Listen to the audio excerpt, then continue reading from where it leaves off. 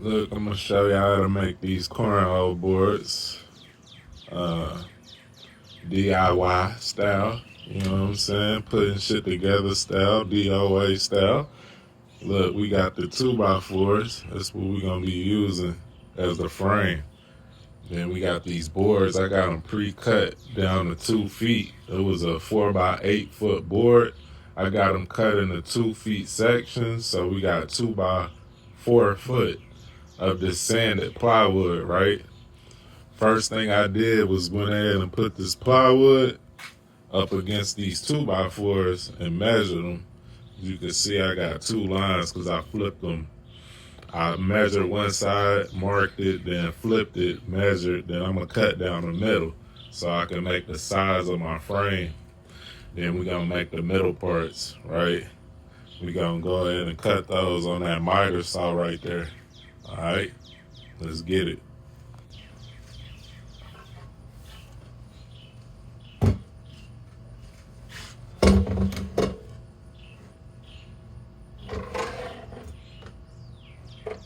put the blade right down the middle of them two lines.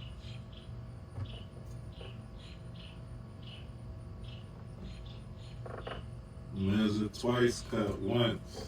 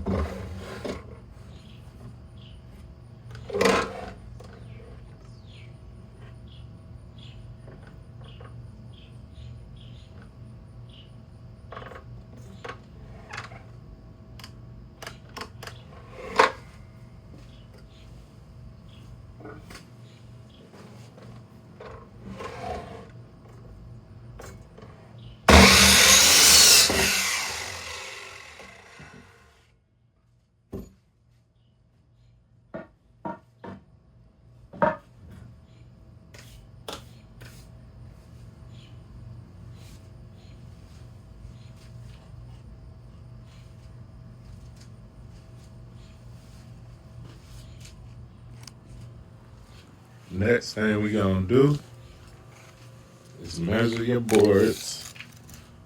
Lowe's cut mine for me, so they not exactly 24. As you can see, 23 3/4. What you gonna do is subtract 3 inches from that measurement, and that's gonna be the cross beams.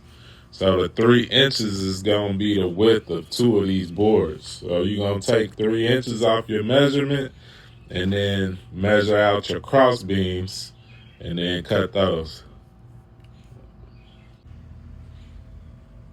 So we saw mine was 23 3/4. So I measured out 20 3/4. We're gonna make our mark for the cut. Alright, next thing we gonna do is go ahead and mark off our 2x4 for the feet. Now I made a template for my feet because I make a lot of them. So I just went ahead and make a template to make it easy for me to cut these out. But let me show you what it is.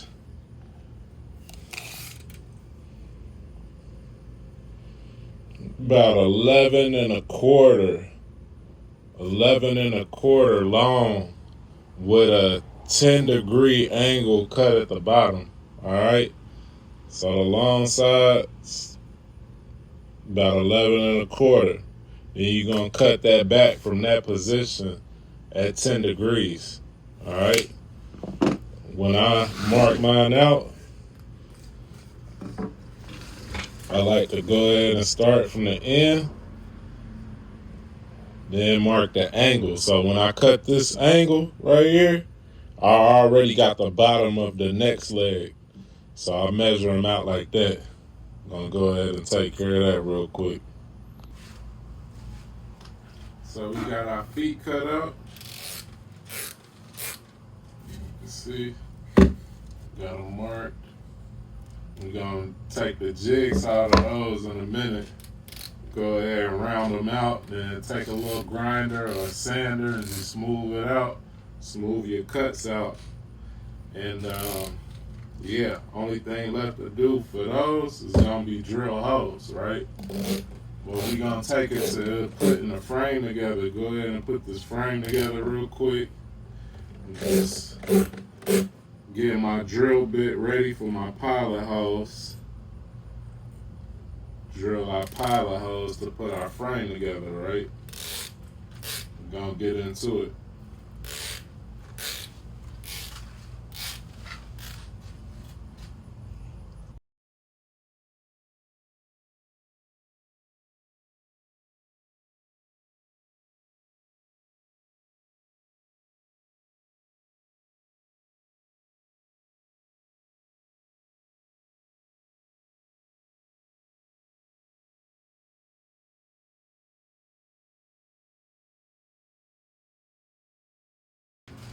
So we secured the frame. I put two 3-inch exterior screws on each side. Two here, two there, two there, and two there, right? Got the frame secured. So next step gonna be to put the top on.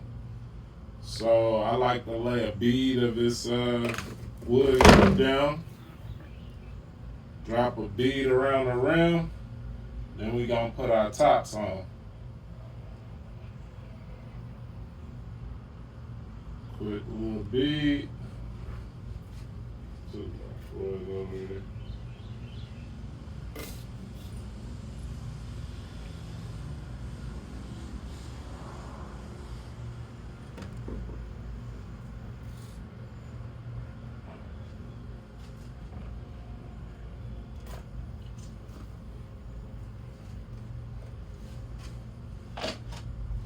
My bad for the mess, man. I've been having a lot of projects going on and shit. You know how it is. You get busy, you ain't got enough time to clean up your space, man. But I usually stay tighter than this. But we gonna use an 18 gauge brad nailer to put these tops on, right? I'm gonna grab the top.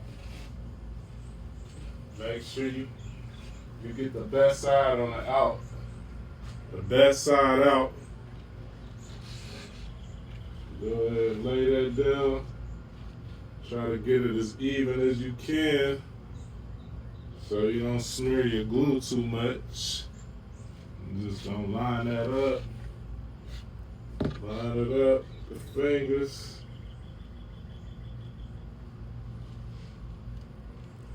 And square that up. And we're gonna pop some nails in.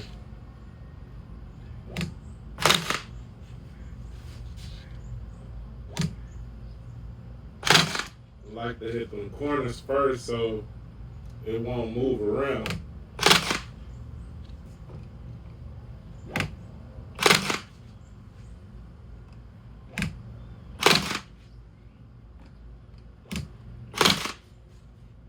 Just eyeballing it. And if you can change the depth on your nail gun, I try to do it so that the nails don't leave too big of an indentation in your top board. Kind of want them nails to lay kind of flush with the board itself. So I usually take some pressure off my nail gun so these heads lay flush with the top of my board. It just save you a step. If you're gonna paint or you're gonna stain or something like that, you just won't have to fill those indentations in with something, whether it be like wood glue, whether it be wood filler or caulk or whatever. Like, it'll just kind of save you a step. Things I learned after doing a lot of sets. That nail right there went down pretty far though. It's crazy. Yeah. This particular set's gonna get painted. just a plain white. I do custom boards too, but this one, they just want a plain white, and I think they're gonna do their own painting on top. But yeah, that's how we lay these tops down. Just gonna repeat that process, and then see me at the next step. Man, I forgot to videotape that next step. I got caught up. But look, this is what we did. So the dimensions of a cornhole board, the circle in the cornhole board is 6 inches from the top. So take your T-square and we measure 6 inches down, right? Then you're going to find the middle of your board. Ideally, if you did it exactly right, then your board should be 2 feet wide. So then your middle would be right there at 12. My boards was 23 3/4 inches wide. Cause like I said, Lowe's cut my boards, Lowe's. But so mine was 11 7/8 was the middle for me. So I took it from the middle, and then the hole is 6 inches diameter. So if you got one of these Maxwell House coffee container cup lids, they're 6 inches. They're a 6-inch circle. So I use that as my template. Then I trace around it.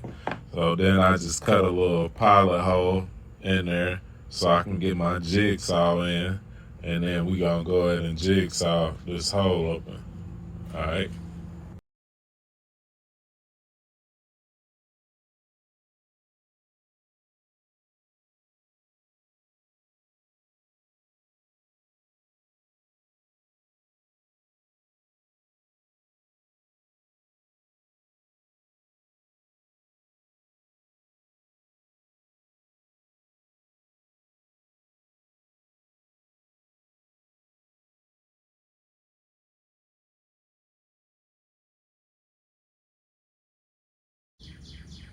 We at the last step now. So the last step is gonna be taking your 3.5 inch, 3 by 8 inch bolts and going through your hole.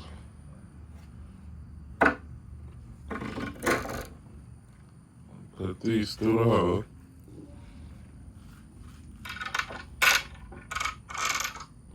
Put a washer on. Boom. Washer.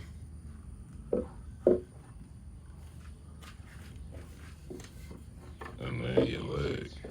My bad, I'm trying to do this shit while holding the phone.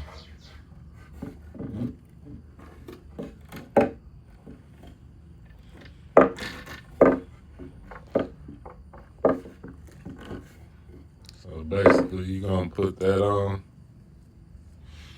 Then you're going to put another washer on.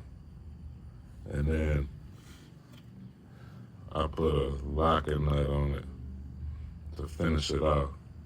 You're going to do that 4 times. And voila, you'll have your cornhole board set.